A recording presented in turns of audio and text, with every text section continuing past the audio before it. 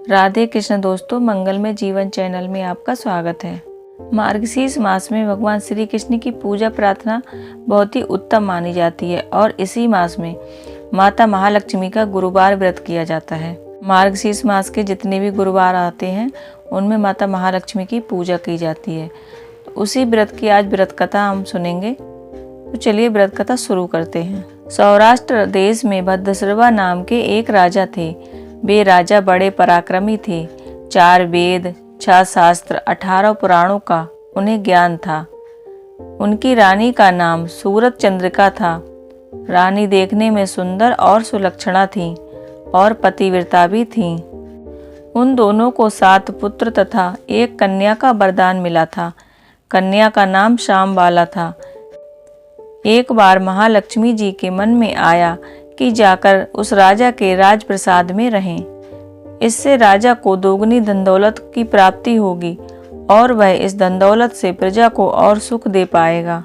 गरीब के घर अगर रहे और उसे धन दौलत प्राप्त हो तो वह स्वार्थी की तरह केवल अपने ही ऊपर खर्च करेगा। यह सोचकर उन्होंने बूढ़ी ब्राह्मण स्त्री का रूप धारण किया। हाथ में लाठी लिए लाठी के सहारे रानी के द्वार तक पहुंची। यद्यपि उन्होंने बूढ़ी स्त्री का रूप धारण किया था, पर उनके चेहरे पर देवी का तेज था। उन्हें देखते ही एक दासी सामने आई। उसने इनका नाम, धाम, काम, धर्म पूछ डाला। वृद्ध ब्राह्मणी का रूप धरित माता महालक्ष्मी ने कहा, बालिके, मेरा नाम कमला है। मेरे पति का नाम भुवनेश है। हम द्वारका में रहते हैं। तुम्हारी रानी पिछले जन्म में एक वैश्य की पत्नी थी। वह वैश्य गरीब था। दारिद्र्य के कारण घर में रोज झगड़े होते थे तथा उसका पति रोज उसे मारता था। इन बातों से तंग आकर वह घर छोड़कर चली गई तथा वन में, जंगल में खाली पेट भटकने लगी। उसकी इस दुर्दशा पर मुझे दया आई। तब मैंने उसे सुख संपत्ति देने वाली श्री महालक्ष्मी जी की कथा सुनाई। मेरे कहने पर उसने ही श्री महालक्ष्मी का व्रत किया। श्री महालक्ष्मी प्रसन्न हुई। उसकी गरीबी दूर हुई। उसका घर संसार दौलत, संतति, संपत्ति से भर गया। बाद में पति पत्नी दोनों परलोक सिधारे। लक्ष्मी व्रत करने के कारण वे लक्ष्मी लोक में रहे। उन्होंने जितने साल महालक्ष्मी का व्रत किया उतने हजारों साल उन्हें सुख भोग मिला। इस जन्म में उसका जन्म राजघराने में हुआ है, परंतु वह महालक्ष्मी का व्रत करना भूल गई है। उसे यह याद दिलाने मैं यहाँ आई हूँ। बुढ़िया की बातें सुनकर दासी ने उन्हें प्रणाम किया तथा श्री महालक्ष्मी जी का व्रत किस तरह से किया जाए इस बारे में पूछा। बुढ़िया का रूप धारण किए हुए श्री महालक्ष्मी माता ने दासी को पूजा की विधि तथा महिमा बताई। इसके बाद वह दासी माता को प्रणाम कर रानी को बताने अंदर चली गई। राज वैभव में रहते हुए रानी को अपने ऐश्वर्य का बहुत घमंड हुआ था।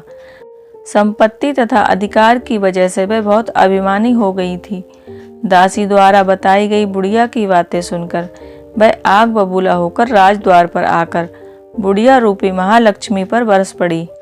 उसे यह मालूम नहीं था कि श्री महालक्ष्मी माता बुढ़िया का रूप धारण किए द्वार तक आई हैं, परंतु रानी का इस कदर रुख, बर्ताव तथा अपना अनादर देखकर माता ने वहां ठहरना ठीक न समझा। वे वहां से चल पड़ी।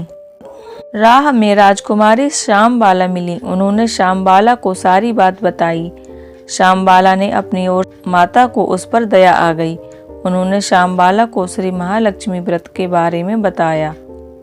उस दिन मार्गशीर्ष या अगहन मास का पहला गुरुवार था। शामबाला ने परम श्रद्धा से श्री महालक्ष्मी का व्रत रखा। फलस्वरूप राजा सिद्धेश्वर के सुपुत्र मालाधर से उसका विवाह हुआ। वह बहुत धन दौलत ऐश्वर्य से माला माल हो गई।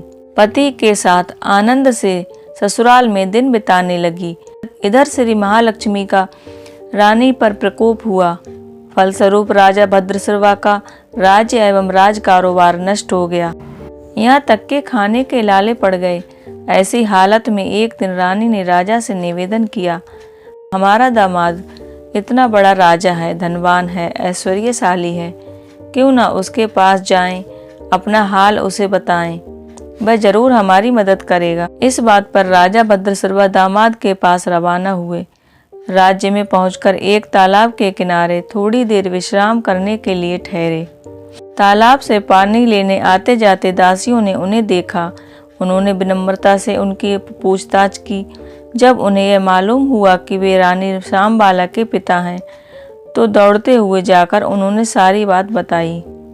रानी ने दासी के हाथ राज परिधान भेजकर बड़े ठाठ से उनका स्वागत तथा आदर सत्कार किया, खान पान कराया।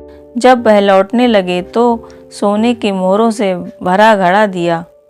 राजा भद्रसर्वा जब वापस लौटे तो उन्हें देखकर रानी सूरत चंद्रिका बहुत खुश हुई। उन्होंने सोने की मोहरों से भरे घड़े का मुंह खोला, पर हे भगवान, घड़े में धन के बदले काले कोयले मिले। यह सब श्री महालक्ष्मी के प्रकोप से हुआ। इस प्रकार दुर्दशा में और कई दिन बीत गए। इस बार रानी स्वयं अपनी बेटी के पास गई।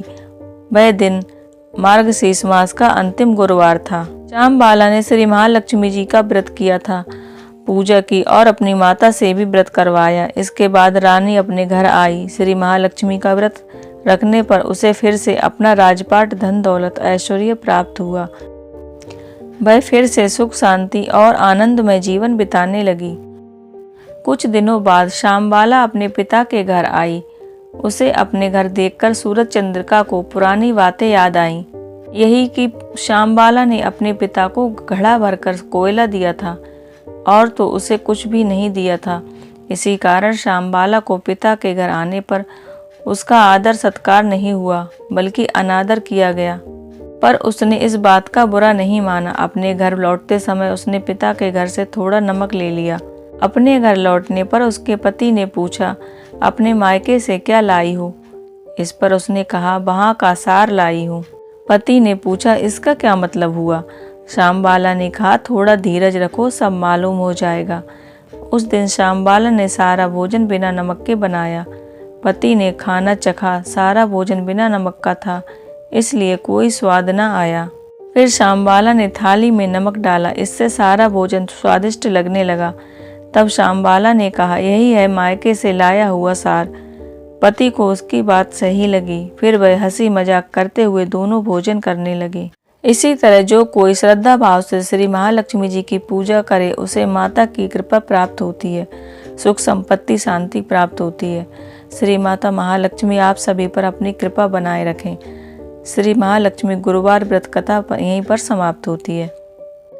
वीडियो में अंत तक बने रहने के लिए आपका बहुत बहुत धन्यवाद। राधे कृष्ण।